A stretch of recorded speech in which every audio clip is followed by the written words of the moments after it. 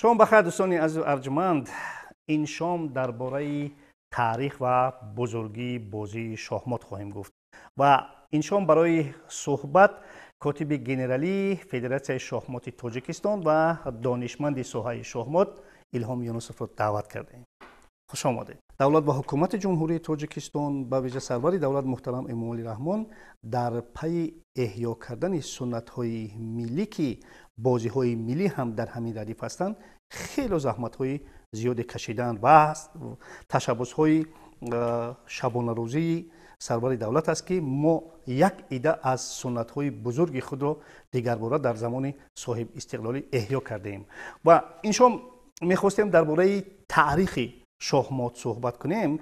خوب، البته سرچشمه ها گوناگونند درباره پیدایش بازی شахمات. مسلم است که شطرنج هم میگویند، شахمات هم میگویند. یکی از سرچشمه ها تاریخ 3000 ساله نسبت میدهد و پیدایش شахمات. یک سرچشمه ها، برخی از سرچشمه های دیگر بلکه تاریخ 5000 ساله. شما چه اندیشه دارید؟ خوب، تاریخشناسان شахمات دو عقیده دارند. یکم عقیده اون است که بازی شахمات تاریخی 1600 1700 ساله دارد. دوم عقیده اون است که بازی حتی پیش از میلاد هم بود. یعنی که شکل اولیه بازی در هندوستان پیدا شده است. بسیار مورخان در همین عقیده یک جا هستند که شکل اولیش در هندوستان پیدا شده است و نامش چتورانگا بوده است و تخمینا اولای عصر، شاید عصرهای 3 4 یا اینکه 5 بنا اگر به فردوسی تکیه کنیم به سرزمین اجدادان ما میآید و ایران قدیم. در شاهنامه اصولا یک باب ویژه‌ای هست در این مورد. با بزرگمهر ربط داره تاریخی آمدن این بازی و باید قید کنیم که شکل اولیه این بازی که در هندوستان پیدا شد از شахمات امروزه بسیار فرقیت تفاوت بسیار دارد. زیرا که مهره ها گرچند یک تخته همخی بود 64 خانه 8 به 8، لیکن مهره ها در 4 قسمی تخته گذاشته میشدن و اساسا فلسفه خود بازی دیگه بود.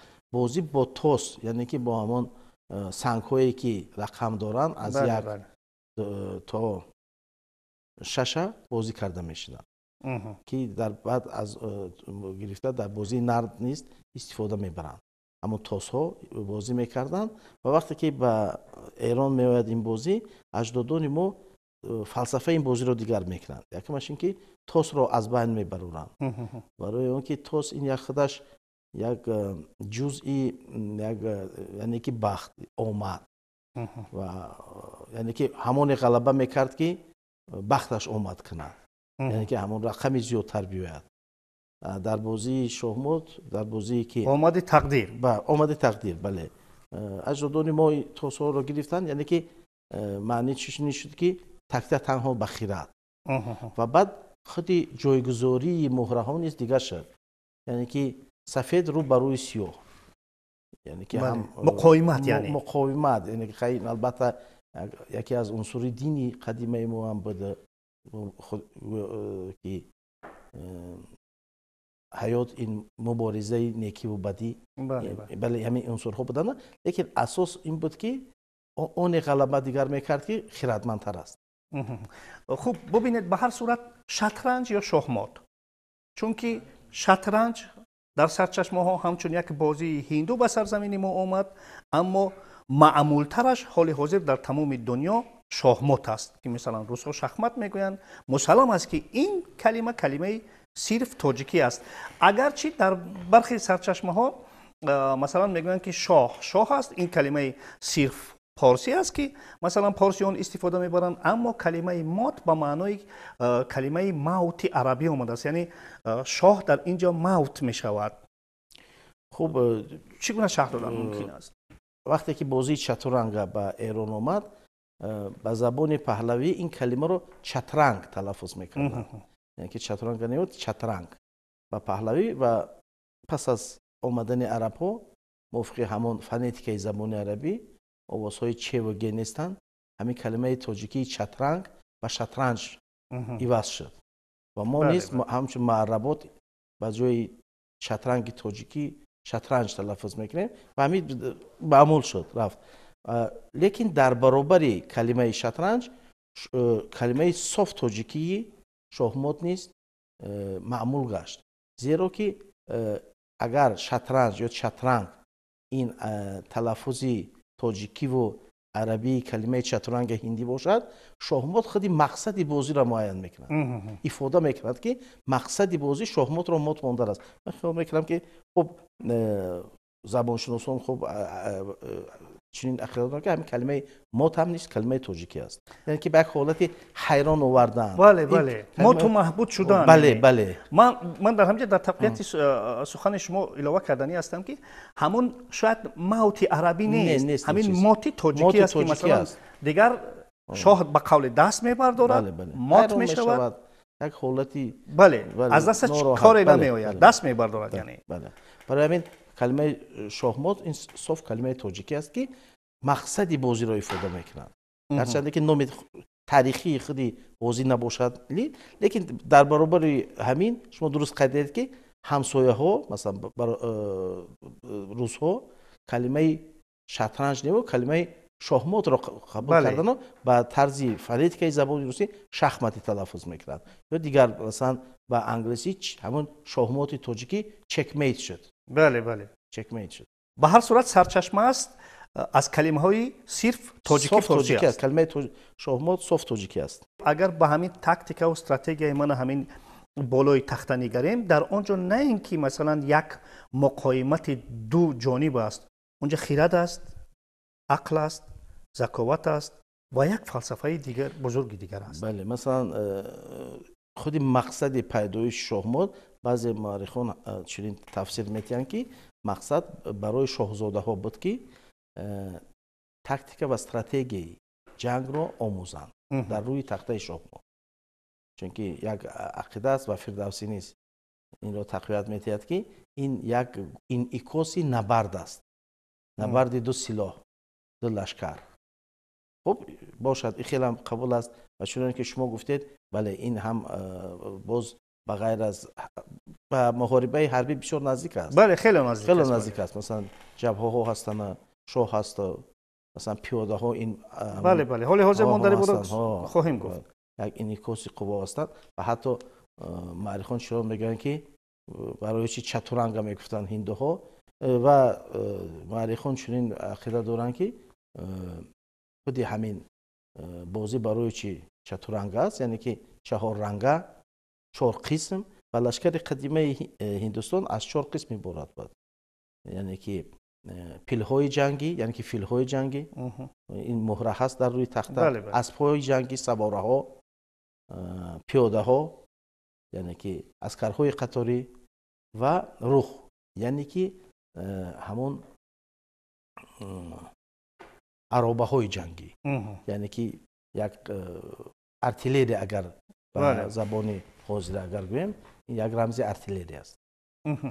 хуб, акнун дар бораи ҳамун як ривояте ки дар сарчашмаҳо албатта омадааст ки ҳиндуҳо шатранҷро оварданд, ба бузургмеҳр пешниҳод карданд ва дар қиболи ин албатта мо нардро пешниҳод кардем. ба чӣ гунае ки шумо дар боло зикр кардед, мо на ин ки онҳоро бо бозии худашон мот кардем, балки як бозии дигар нардиро ки бисёр фалсафаи бузург дорад, мо дар ин ҷо намехоҳем дар ин бора суҳбат кунем, зеро ки фалсафаи дурудароз дорад, бузург аст. хуб, ина пешниҳод кардем ки онҳо натавонистанд мана ҳамин сири ҳаминро биёбанд. яъне мо дар раванди ҳазорсолаҳо комилан фалсафаро дигар кардем, шоҳмотро дигар кардем, яъне аз ҳамон шатранҷи овардаи ҳиндуҳо ба қавле ки қариб як фисади кӯчак монд. бале, шумо дуруст қайд кардед. умуман агар мо ба ҳамин таърихи пайдои шоҳмот дар шоҳнома нигарем, ин гӯё ки як набарди зеҳнӣ буд, фиристодани ҳиндуҳо ин бозиро, яъне ки маънӣ буд ки агар шумо мардуми эронӣ ки масалан худро бузург ҳисоб мекунеду мо ба шумо бож месупорем, андоз месупорем, агар шумо ҳамин бозии зеҳнӣ ба маънои ҳамин бозии зеҳнӣ нарасед, پس بله بله باش سپاری و اندوسپاری ما معنی بله نداره. بله بله بله یعنی که از شما قدیم در خیرات اگر از ما بالا بله نیستید چرا ما برای بله شما باش یعنی سپاریم؟ که از قدیمم و امروزم ریواج دادن بازی شахمات معمول بودن در جامعه و مقامی در کدام مقام از در جامعه یک نشانه خیرات همون جامعه است، خیرات ملت است. بله از این جهت نیست، از روی مثلا نگاهی بین المللی نیست، همین عقیده خدا گم نشده است. یعنی که به مردم از روی همون به سطح خیراتمندی مردم ها از همین بازی شахمات نیست بها میتن. بازی که هندوها آوردن این در بالای تخته از 4 گوشه تخته دانه ها گذاشته میشدن. بله در 4 قسمت تخته گذاشته میشدن، با توس بازی میکردن. بله بله این بازی گویا که از بین رفت، بازی رفت. لیکن شطرنج حالا در هندوستان و در بعض جاهای ایران بازی میکنند. اینجا ما باید قید کنیم که مقام اروپایی ها نیز وقتی که به واسطه مثلا ضبط کردن اسپانیا و این بازی از شرق به اروپا گذشت و بعد از اسپانیا به ایتالیا، از ایتالیا فرانسه، از فرانسه انگلیا و در تمام دنیا پخش شد، اروپایی ها نیز موافق تفکر خود، موافق نگاه خود به حیات بازی رو تغییر دادند. در بازی شطرنج پیاده یک قدم میگذاشت. اروپایی بازی رو تغییر دادن، گفتن که در حرکت اول میتونه 2 قدم رود. پیاده وقتی که به قطار آخر میرسد در بازی شطرنج فقط به فرزین مبدل میگشت.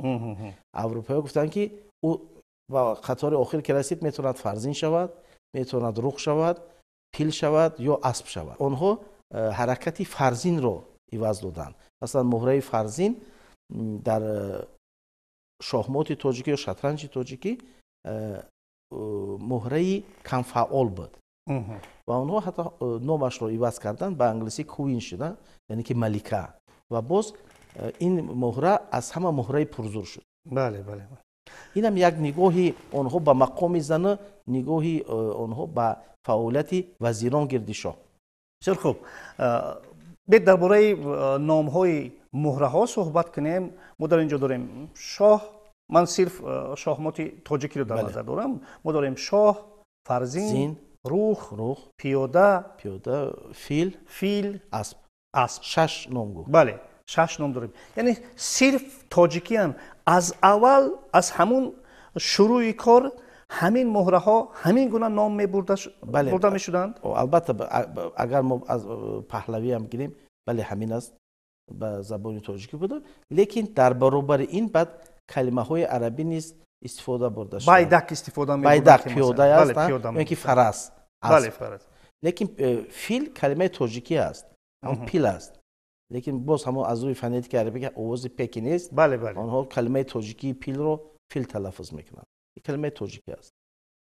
خوب، با هم آن چیزی که در اینجا ما و شما بیان داشتیم، یعنی ما گفته میتوانیم که فرض کردیم بازی شахمات یک نوع بازی تاجیکی است.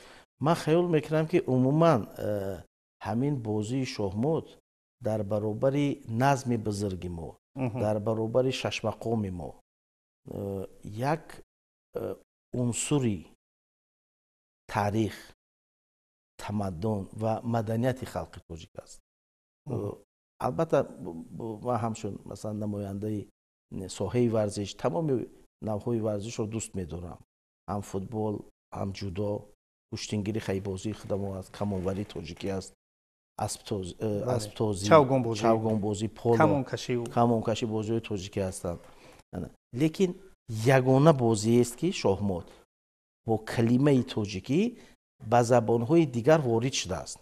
مثلا مثل جودوی ژاپنی، ما شما پهلو نمیگوییم که وزری میگیم، یا مثلا حلال نمیگوییم و ایپون میگوییم، یا مثلا وقتی که جریمه داده میشود من فراموش کردم شیدو آگاهی یا جریمه نمیگیم، یعنی که کلمه ژاپنی رو استفاده میکنیم.